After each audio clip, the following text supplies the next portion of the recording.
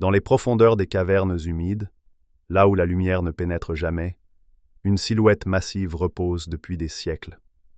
Elle ne dort pas, elle ne rêve pas, elle pense, ni bête, ni plante, ni esprit. Elle est tout cela à la fois, un pilier de sagesse et de silence, enraciné dans le sol fongique du monde souterrain.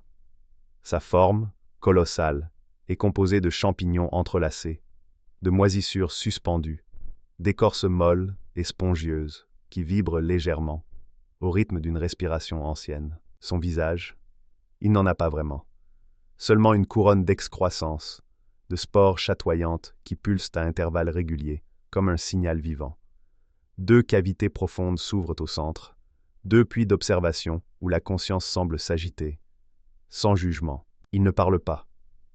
Il murmure dans les songes.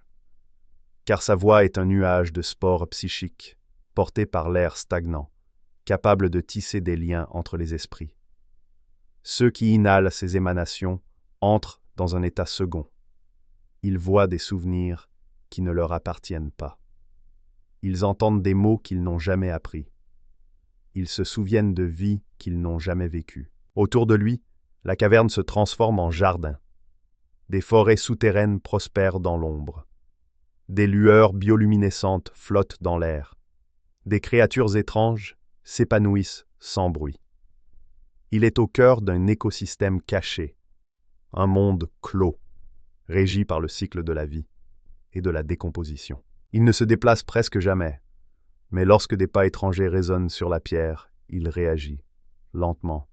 Ses bras couverts de lichen s'élèvent, non pour punir, mais pour ressentir, pour sonder, pour comprendre l'intention.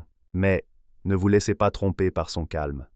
Si ce sanctuaire est menacé, si le feu, la corruption ou la haine envahissent ces terres, la paix se brise. Les spores deviennent toxiques, les champignons s'enflent, craquent, explosent.